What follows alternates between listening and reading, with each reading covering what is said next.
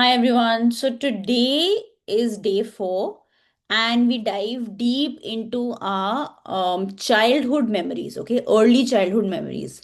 And now, why are we doing this? Because our inner child, like I told you in the beginning, is very impressionable till the age 10, okay? 0 to 10, right? And of course, even in the womb. So those memories, that we pick up, from our early childhood and the way we reacted then, right, as a child, those reactions actually dictate how we will be in our adult life as well, right? So it's important to actually excavate those memories because somewhere those memories are propelling, our adult life. So again, the purpose of this exercise is not to excavate trauma. It's just to bring certain things to your awareness. And the moment you bring things to your awareness, healing has already started, right? So, keeping that in mind, we are going to start this exercise today. And another disclaimer, just remember all of these things that are coming up right now, these are all part of your subconscious. These are all metaphors that are helping you find your own self. So don't get too attached or too bogged down by, oh my God, this is what came up, this is how I feel, I'm feeling trapped. No, these are all various things, various blocks in your subconscious that you're untangling to simply remove and meet your own self. That's right there. You get it? So don't make a big deal out of your blocks because that itself will again bring in more guilt and more guilt, shame, all of that, and you're just going to keep recreating that karmic loop. You don't want that. You are bringing all of this to your awareness just so that, like, when you switch on a light, darkness is gone, right? But to get that, and so you just need to switch on that light, and so that's what we're doing here. The moment the lights on, darkness has to expel. So that's what's happening. It is a very simple process. Please do not complicate it. I myself have done it over the years, undermining the simplicity of processes, of things working out, of ease. That's another inner child block where you must struggle to get something good.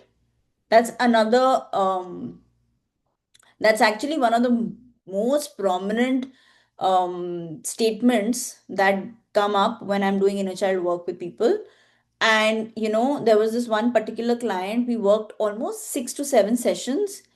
And it was on the seventh session that this breakthrough came up, that she realized that everything in her life has to be a struggle, because her father would constantly struggle. Like, his motto in life was to always, be brave and keep meeting challenges with your braveness. That was his motto, and that's what she grew up with. So now, when she has a simple life, not simple, like I would say, a very lavish, a very easy, a very you know, anybody from the outside would feel very content. But for her, even in that ease, she would bring in a lot of struggle. Why?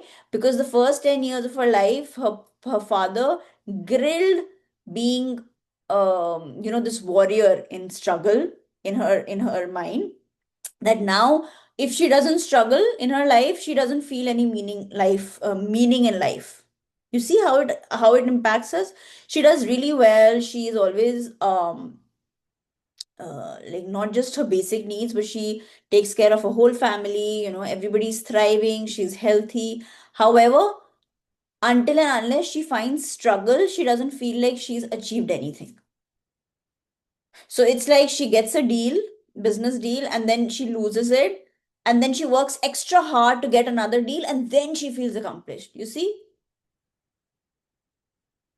But it's that inner child who wants struggle is making these things happen in your life. If you tell that inner child that it's okay to live, to peacefully move in life, to graciously live with ease, joy, and glory, then you will not be creating these struggles in your life. That's why this is the purpose of this work, folks, to reparent that inner child who's living the life that it hurt your parents, your friends, your not friends, like older people, from whom you got safety. Whatever they told you, you've bought their stories, and now you're living your life based on those stories in the, early childhood memories.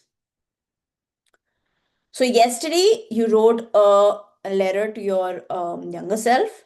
Today we are going to dive deeper by identifying early childhood memories. Okay? And why is it important? Like I said, because our inner child is living in those memories, right? Sometimes we carry wounds from moments we don't even consciously think about. Yeah. So, the way a parent spoke to us, the way a teacher spoke to us, a time when we felt uh, absolutely abandoned, right? Some friends didn't talk to you and you felt like you were all alone, or, a small moment of embarrassment. These moments shape how we feel about ourselves as adults. Okay, so today we'll gently bring some of those moments to light without judgment, just awareness. Okay. Now, our memories create that blueprint of our self esteem and our self worth. Okay. So, if we were celebrated as a child, we may have grown to be confident as an adult. Okay. If we were criticized, we may carry self doubt. If we were abandoned, we may feel or we may fear constant rejection. But here's the thing, when we bring these memories into awareness, we begin to heal them. Okay, awareness is the first step to freedom. Okay, you don't need to dig for trauma today. Like I said, just notice what stands out, and often the most healing memories to work with are the ones that still carry that emotional charge. Okay, so the ones you remember often or the ones you avoid thinking about, those are the ones. Okay, so now let's get into a guided practice. Grab your journal, your pen, yeah, close your eyes, three deep long breaths.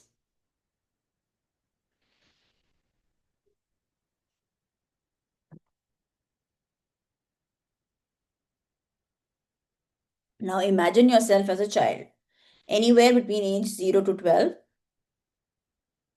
okay? And let a memory float up. Any memory. Don't force it. Whatever comes, let it come. The first one that comes is often the right one, okay? Now ask yourself, what is that one memory where I felt love, safe, or seen? What is that one memory where I felt loved, safe, and seen? Write it down. Next. Of course, later on, pause, take your time and do it. For now, I'm just going with the flow. But please take your time and do this separately, okay? After you've seen the recording. What is that one memory where I felt hurt, ashamed, or abandoned? What is that one memory where I felt hurt, ashamed, or abandoned? Yeah. Now, after the recording, take a few moments to write down what you remember, right? And be as descriptive as possible. Okay, so when you're writing, try and write down where you were.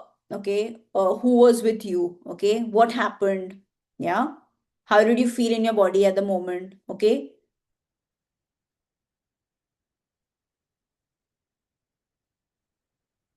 and without judgment, just acknowledgement. This was my experience and this shaped me. Yeah, and if strong emotions come up, place your hand over the heart and tell yourself, I am safe now. I am here for my inner child. I am safe now. I am here for my inner child. Yeah.